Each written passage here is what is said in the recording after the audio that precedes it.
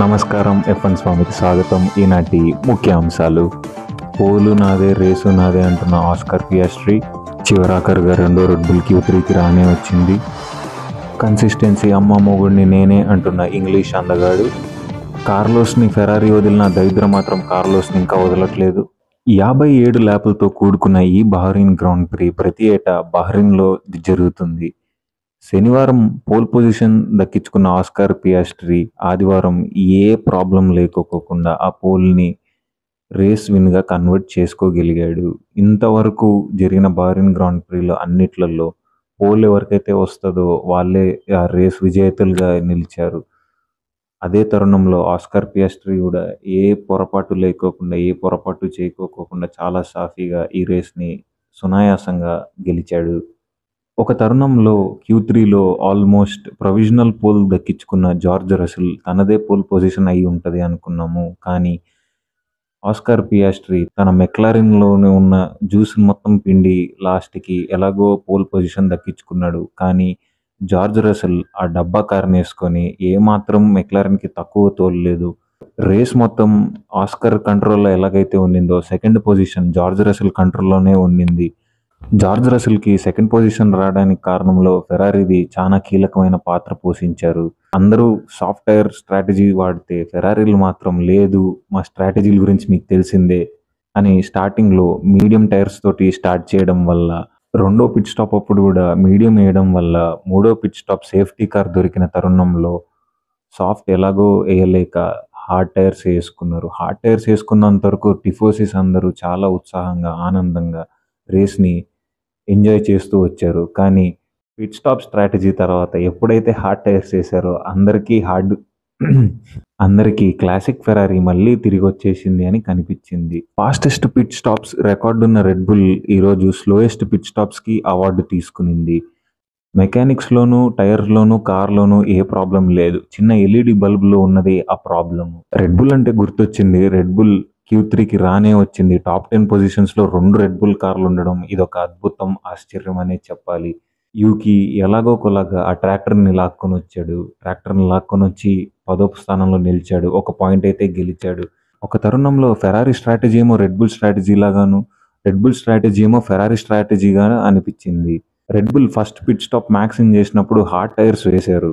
అది వేసి max drive చేసిన విధానం చూసి ఎవ్వరు హార్డ్ టైర్స్ వేసుకోకూడదని తెలిసింది. ఇలాంటి నిర్ణయాలు ఎప్పుడు ఫెరారీయే తీసుకుంటుంది, కానీ ఈసారి రెడ్ బుల్ తీసుకునింది.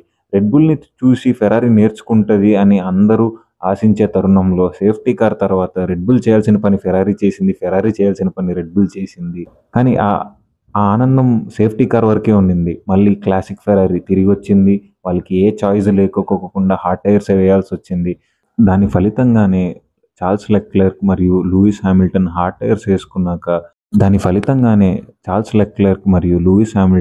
ఏమీ చేయలేకెళ్లారు. హార్డ్ టైర్స్ వేసుకున్నాక యథావిధిగా టిఫోసిస్ అందరూ మళ్ళీ డిప్రెషన్లోకి వెళ్ళిపోయారు. ఫెరారీ అంటే గుర్తొచ్చింది. కార్లోస్ని అయితే ఎలాగోలాగా వదిలించుకున్నారు, కానీ కార్లోస్ మాత్రం ఫెరారీతో వచ్చిన దరిద్రాన్ని ఇంకా వదిలించుకోలేకున్నాడు.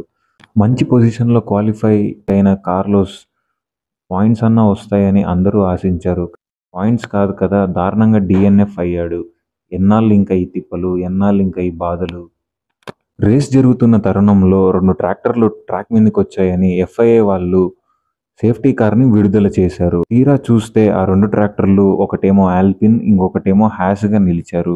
ఎలాగో సేఫ్టీ కార్ వదిలారు, దొరికిపోతారు అని చెత్తని కొంచెం అలా ఇలా తోసేసి సేఫ్టీ కార్ మళ్ళీ లోపలికి తిరిగి వెళ్ళింది. బ్రాడ్కాస్టింగ్ డైరెక్టర్ ఎవరో కానీ తనైతే వెంటనే మారాలి. రేస్ జరుగుతున్న తరుణంలో ఏ రేసర్ ఏ స్థానంలో ఉన్నాడు, ఎన్ని సెకండ్లు వెనకున్నారో కనెక్ట్గా చూపించట్లేదు. ఎవరన్నా ఓవర్టేక్ జరిగేటప్పుడే రీప్లేలు వేస్తారు. రేస్ మధ్యలో రేస్ని తీసేసి రీప్లే వేస్తారు, రీప్లేని తీసేసి రేస్ని వేస్తారు. టెలిమెట్రీ సరిగ్గా పనిచేయకపోయినా రసెల్ గారు 2nd ప్లేస్ నుండి 9th ప్లేస్కి, 9th ప్లేస్ నుండి 2nd ప్లేస్కి, 2nd ప్లేస్ నుండి 20th ప్లేస్కి, 20th ప్లేస్ నుండి మళ్ళీ 2nd ప్లేస్కి అలా ఇలా టెలిపోర్ట్ అవుతూనే ఉన్నాడు. పినికల్ ఆఫ్ మోటార్ స్పోర్ట్స్ అనే ఈ F1లో ఒక బ్రాడ్కాస్టింగ్ డైరెక్టర్, అలా గ్రాఫిక్ డిజైనర్లు, అలా టీం వాళ్ళు సక్కంగా లేకపోతే నాకు తెలియదు ఇంకేం సక్కంగా ఉంటాయో, నిజంగా తెలియదు. బహ్రెయిన్ గ్రాండ్ ప్రీ అయిపోయే సమయానికి రేసర్స్ అందరూ ఇలా నిలిచారు. Lando Norris 77 points, Oscar Piastri 74 points, Max Verstappen 69 points, అన్నా 69, George Russell 63 points, Charles Leclerc 32 points, Kimi Antonelli 30 points, Lewis Hamilton 25 points, Alexander Albon 18 points, Esteban Ocon 14 points, పెద్ద పులి ఇంకా కదలట్లేదు lance trolls 10 పాయింట్లు. ఇంతటితో బహ్రెయిన్ గ్రాండ్ ప్రీ వార్తలు సమాప్తం. వచ్చే వారం సౌదీ అరేబియా గ్రాండ్ ప్రీలో మళ్ళీ కలుద్దాం. అంతవరకు సెలవు. నమస్కారం.